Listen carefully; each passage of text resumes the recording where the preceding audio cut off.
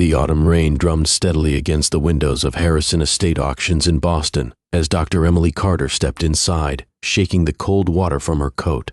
As a curator specializing in early American photography at the Massachusetts Historical Society, she had spent 15 years examining thousands of old images. Something about this particular auction drew her in more strongly than usual. The room smelled of old paper, wood polish, and damp wool. Elderly collectors murmured quietly over long mahogany tables, while the auctioneer's voice called out lot numbers in a steady drone. Emily moved past oil paintings, silver tea sets, and heavy furniture until she reached a plain cardboard box marked Miscellaneous Photographs Early 1900s. Her gloved hands carefully sifted through daguerreotypes and cabinet cards. Most were ordinary family portraits or stiff studio scenes. Then one image stopped her completely. It was a wedding photograph, sepia-toned and remarkably well preserved for its age. The couple stood before an ornate painted backdrop of columns and heavy drapes. The man wore a dark suit with a high stiff collar. The woman wore a white dress with delicate lace at the throat. Their posture was rigid and proper for the early 1900s, yet something about their faces felt wrong. The smiles were present, even bright and proud on the surface, but they did not reach the eyes. The couple stood too stiffly, shoulders tense and slightly hunched. Emily had studied hundreds of wedding photographs from that period, and this one carried an unexplained sense of discomfort that she could not ignore. She bought the entire box for $200, barely hearing the auctioneer confirm her bid. Her mind was already racing with questions. That evening in her quiet conservation lab, she placed the photograph under a digital microscope and began the slow process of high-resolution scanning. As the software enhanced each layer of the image, her breath caught in her throat. Beneath the carefully applied makeup, she saw faint bruises along the woman's jawline. Similar marks shadowed the man's left temple. Subtle swelling ringed both their eyes, skillfully hidden but clear once magnified. When she zoomed in on their hands, the woman's knuckles showed scrapes and abrasions partly covered by her white gloves. The man's right hand, resting on her shoulder, bore the same raw, recent injuries. This was not a joyful wedding picture. It was a careful record of something much darker. The smiles were not expressions of happiness, but masks put on for the camera. Emily saved the enhanced images and sat for a long time in the silent lab, staring at the faces of two people who had clearly suffered more than a century earlier. She knew she had to uncover their story. She did not sleep that night. The photograph remained on her screen, the couple's haunted eyes seeming to follow her around the room. At dawn, she returned with fresh coffee and a firm determination to understand what she had found. She examined every detail again with fresh attention. The painted backdrop was standard for professional studios of the time, but the clothing told a more troubling story.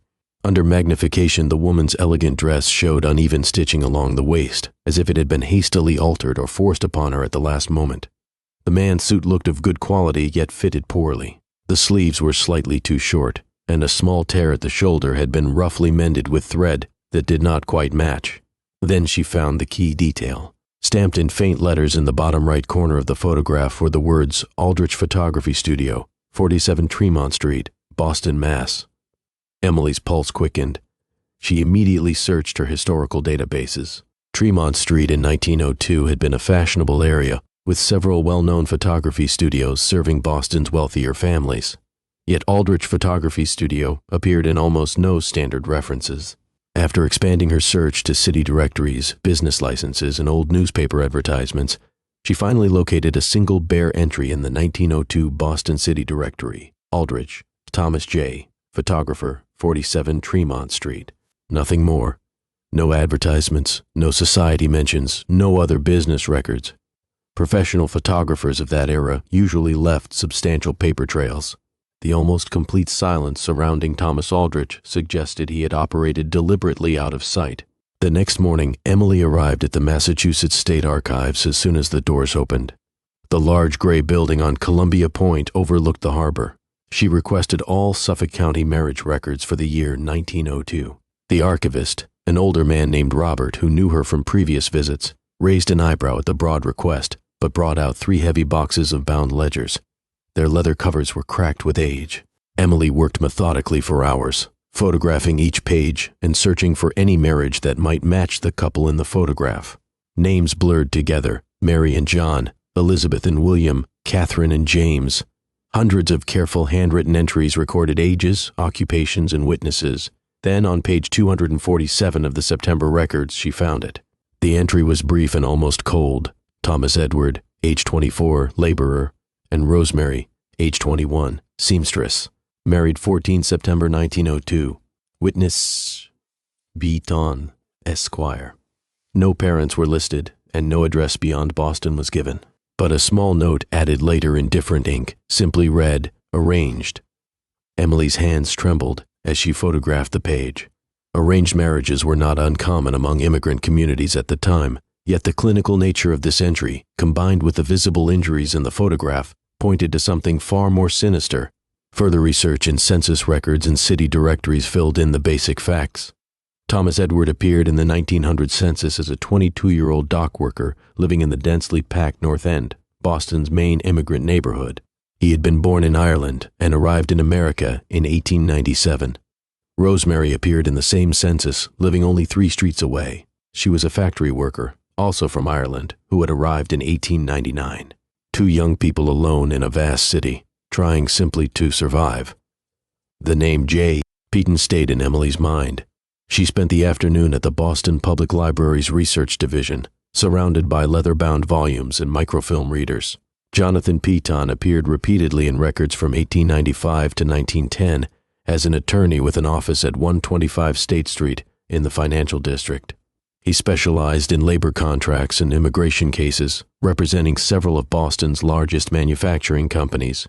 A newspaper article from March 1901 described a speech he had given to the Boston Chamber of Commerce about the efficient management of foreign labor. The language treated workers as resources to be allocated and controlled.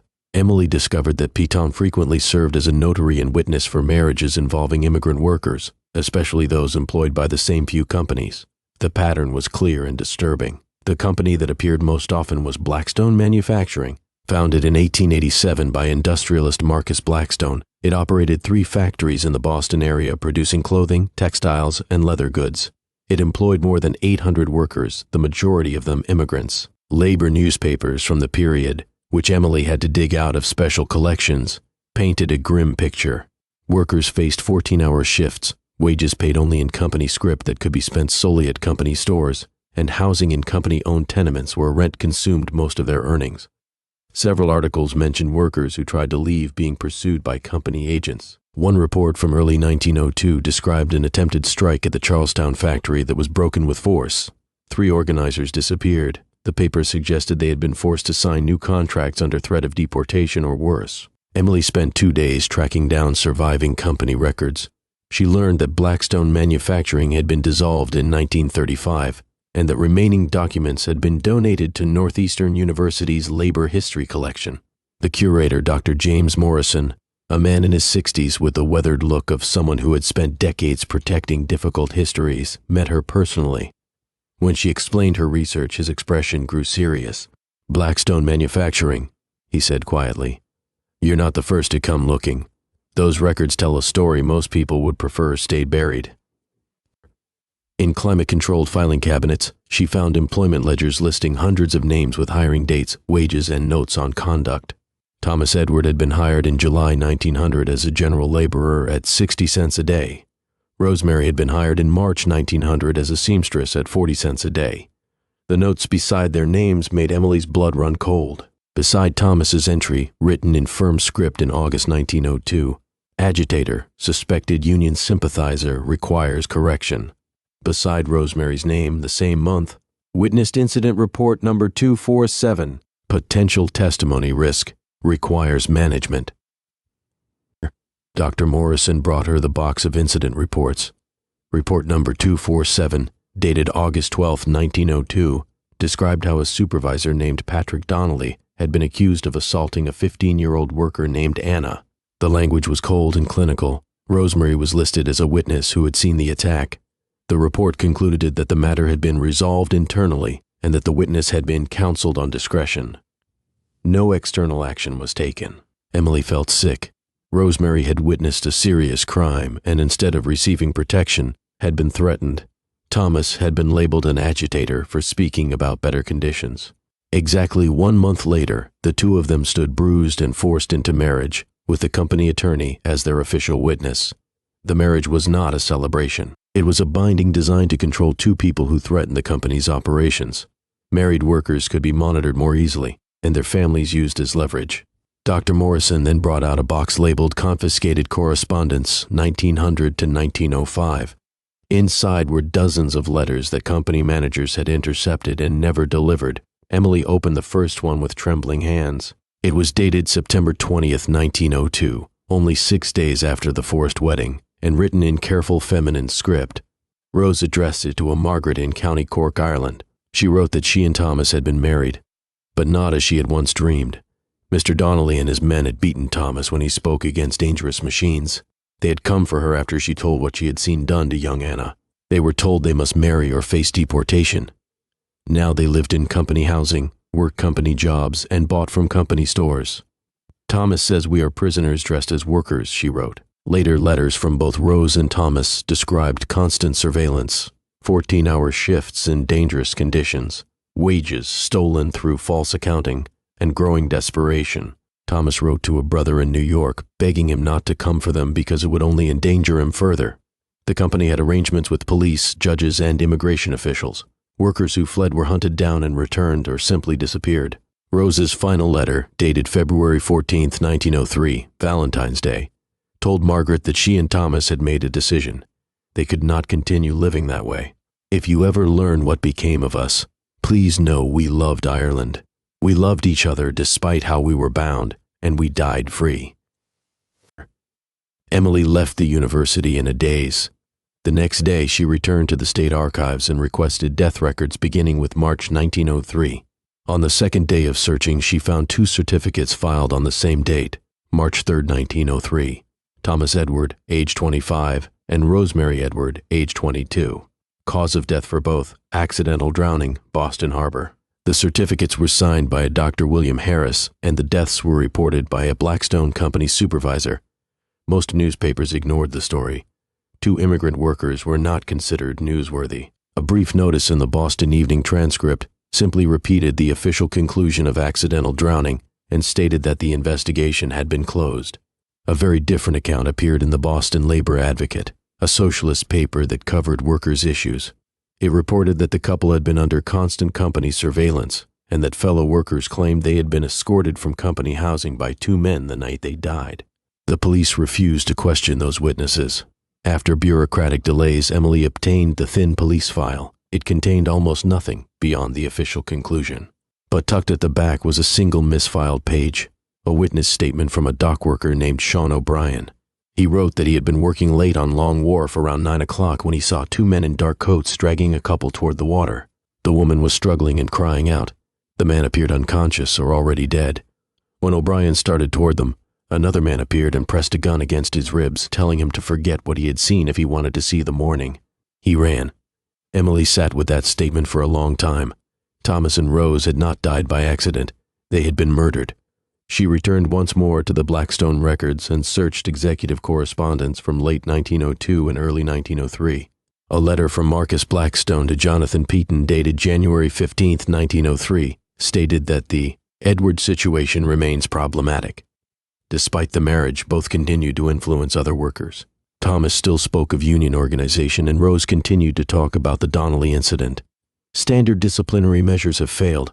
More permanent solutions must be considered. Peaton's reply 5 days later agreed. He had consulted associates at the police department and harbor master's office. There were precedents for resolving such matters discreetly. Workers who disappeared at sea left few inconvenient questions.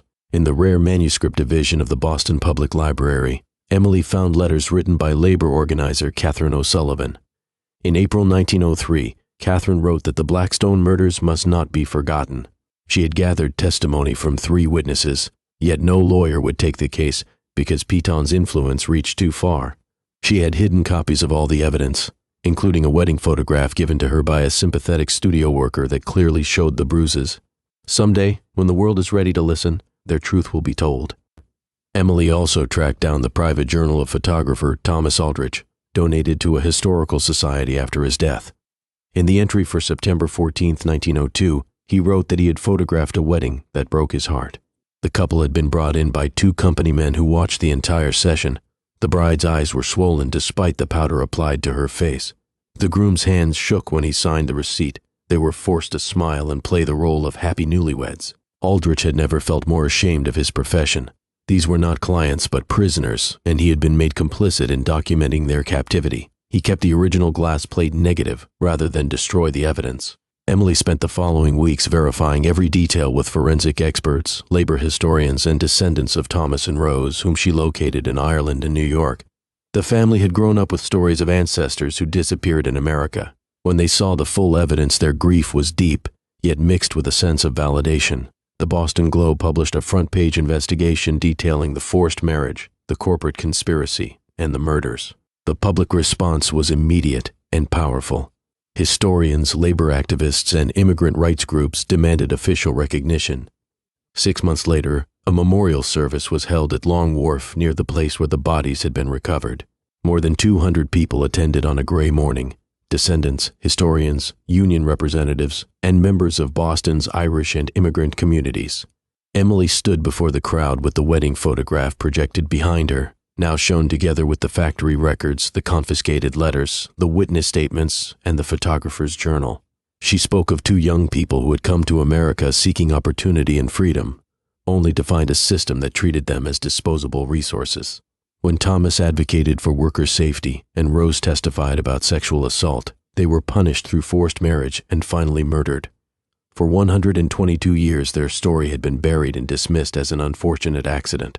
The photograph had preserved the truth.